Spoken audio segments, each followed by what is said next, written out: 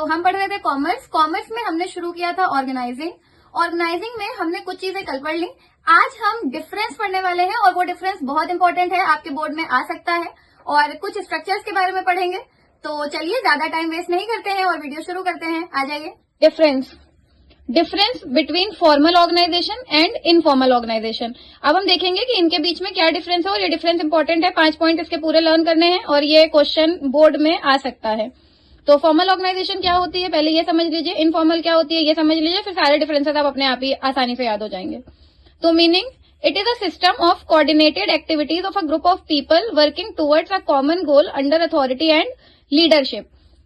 कोई भी ऐसी ऑर्गेनाइजेशन जहां पे लोग एक कॉमन गोल के लिए काम कर रहे हैं उसे ही हम फॉर्मल ऑर्गेनाइजेशन कहते हैं। और फॉर्मल ऑर्गेनाइजेशन में एक अथॉरिटी होती है, एक लीडरशिप होती है, आपको उस अथॉरिटी के अंडर परफॉर्म करना पड़ता है ताकि काम अच्छे तरीके से हो। इसे हम फॉर्मल ऑर्गेनाइजेशन कहते हैं। इसी के अपोजिट इनफॉर्मल होती है। इनफॉर्मल ऑर्गेनाइजेशन क्या होती है? It is the network of personal and social relationships not established by formal organisation. ये लोगों के ऐसे रिलेशनशिप्स होते हैं जो फॉर्मल ऑर्गेनाइजेशन के थ्रू एस्टेब्लिश नहीं हुए हैं।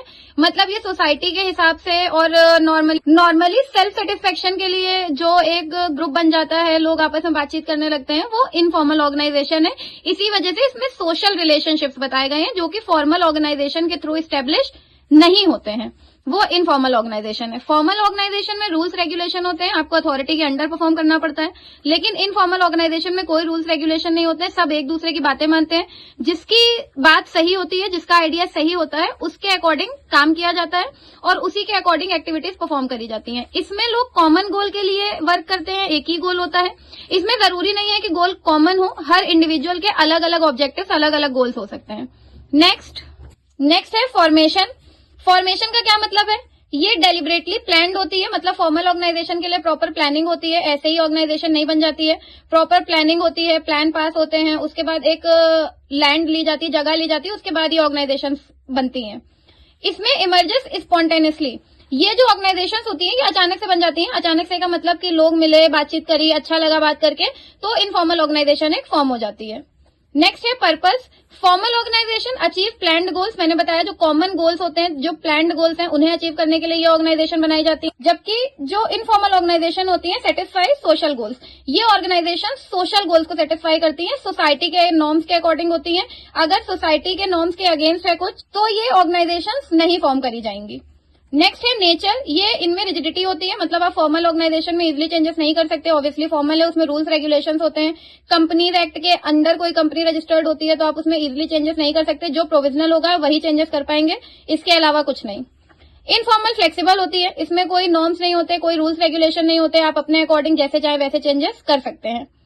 Rules written and fixed rules. क्योंकि रिजिड है तो रिटन और फिक्स्ड रूल्स हैं, इसमें रूल्स फिक्स्ड होते हैं, आप आसानी से बदल नहीं सकते क्योंकि रिजिडिटी है इसमें। और इसमें नो रूल्स। इनफॉर्मल ऑर्गेनाइजेशन में किसी तरीके के कोई रूल्स रेगुलेशन नहीं होते। आप अपने हिसाब से इन ऑर्गेनाइजेशन में जैसे आपको लगता है कि आपको गोल अचीव करना इजी लग रहा है, आप उस तरीके से इसमें रूल्स बना सकते हैं। उस तरीके से आप किसी भी गोल को अचीव कर सकते हैं क्योंकि हर इंडिविजुअल के गोल इनफॉर्मल ऑर्गेनाइजेशन में डिफरेंट होते हैं। तो ये डिफरेंस हो गया फॉर्मल ऑर्गेनाइजेशन, इनफॉर्मल ऑर्गेनाइजेशन। हम इसमें आते हैं फंक्शनल स्ट्रक्चर पे। फंक्शनल स्ट्रक्चर क्या होता है, इसकी मीनिंग पढ़ेंगे।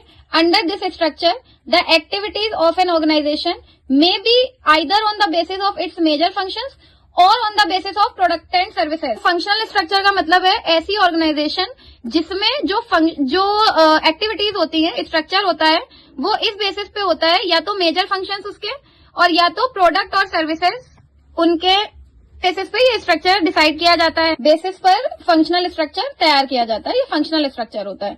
Next is divisional structure. ये क्या होता है? Meaning, under this structure the activities of organisations are grouped into a number of divisions. Structure में ऑर्गेनाइजेशनल एक्टिविटीज को ग्रुप किया जाता है और उनको डिवाइड किया जाता है, बहुत सारे डिवीजन नंबर बनाए जाते हैं। Divisions are created on the basis of product. और जितने भी डिविजन्स होते हैं वो प्रोडक्ट के बेसिस पे क्रिएट किए जाते हैं कि प्रोडक्ट कैसा है, किस टाइप का है, उस हिसाब से डिविजन्स बनेंगे। लास्ट है pre major product is organised as a separate division. और जो भी मेजर मेन प्रोडक्ट है उनका एक अपना सेपरेट डिवीजन बनाया जाता है, यही है डिविजनल स्ट्रक्चर। तो ये हो गया फंक्शनल और ये हो गया डिविजनल स्ट्रक्चर। तो स्टूडेंट्स, ये था आज का वीडियो ऑर्गेनाइजिंग के ऊपर। आई एम श्योर आपको समझ आया होगा।